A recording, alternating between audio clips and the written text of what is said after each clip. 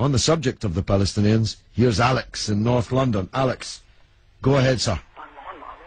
Hi George, I'm calling from North London. I've been listening to you for 3 months now. Okay. Never had the chance to speak to you. Okay. But I was just calling I was listening to you a couple of nights ago, and you were talking to these people, and they were saying that Israel, the Jews did not have the right to gain Israel from the Palestinians. And I was just saying, throughout history, the Jews have been persecuted, obviously from the Holocaust, and we were granted Israel as a result of this. And I feel that granted by whom? We were granted from Britain and other countries. Granted us that. Well, what right did Britain have to grant you somebody else's country? Well, it's due because we lost 6 million people. No. I'm not arguing about that. I'm going to come on to that. But what right did Britain have to grant you somebody else's country? We had the right because we lost 6 million people and we did not have a home. Well, I'm going to ask you for a third time. What right did Britain have to grant you somebody else's country? Well, they didn't. Well, they were giving us the right because it was they were basically gave us because of the.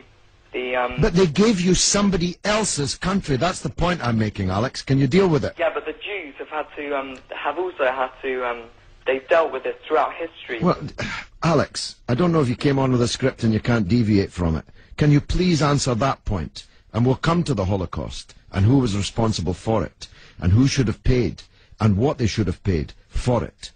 But given that you've said Britain granted you, and you're presumably saying you because you're Jewish, somebody else's country, I'm asking you, what right did Britain have to grant you somebody else's country? Britain, you could say they didn't have a right, but they came in and dealt with us and with the Jews having lost all these lives, and they basically granted us this land. Okay. Well, I see I'm getting nowhere on this, Alex, so let me deal with your overarching point. Maybe you're just not equipped to deal with the principal point that I have made. The Jews have suffered racist anti-Semitism down the ages in many, many European countries, including our own. They were subject to regular discrimination at best, and pogrom and murder at most. That's undoubtedly true. The one place in the entire world that Jews were neither discriminated against nor subject to pogrom was the Muslim world. In fact, so much was that the case that when Christianity came back to power in Spain, in Andalusia, in the western extent of the Islamic Empire, when the Muslims left, the Jews left with them because they feared the Christian anti-Semitism which would be unleashed in the wake of the departure of the Islamic civilization in the West. That's why so many Jews are to be found even today, and were to be found in profusion before the creation of the State of Israel, in countries like Morocco and along the North African coast, because under the protection of the Muslims, the Jews left Europe and went to live in North Africa.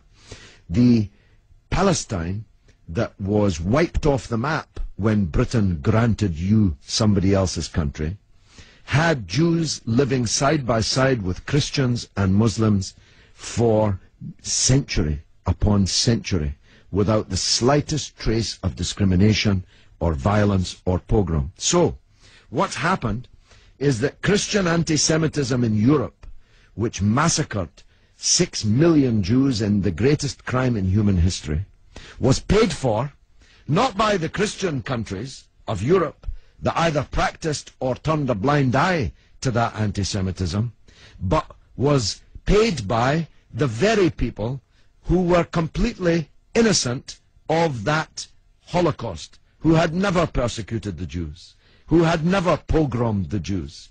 And that seems to me to add insult to the injury suffered by a people whose country was wiped off the map, who were dispersed into exile, to make way for a Zionist idea which was granted to European Jews, because these were the first settlers, granted to European Jews by Britain. And as you have singularly failed, 4 times I asked you, to acknowledge that Britain had no right to give away somebody else's country, one country given to a second people, the land that actually belonged to a third people, it seems to me an all-round injustice, don't you think, Alex?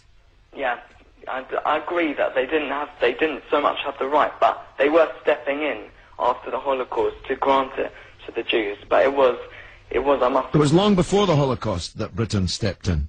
Britain stepped in 1917 with the Balfour Declaration made by the British Minister Balfour on our behalf to a group of atheistic Zionist Jews. I make the point about atheism because it's now claimed that this is some biblical land right, as if God was an estate agent.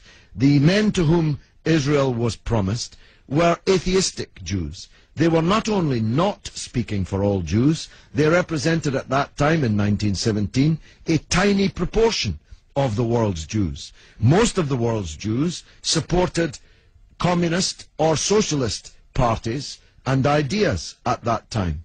The Zionists represented a tiny sliver of Jewish opinion at that time. Yet Balfour promised them the land which belonged to a third people, without consulting either the British or the world's Jews, and least of all, consulting the Palestinians. Okay, well, thanks very much for talking. Okay, Alex, thanks for listening, my friend.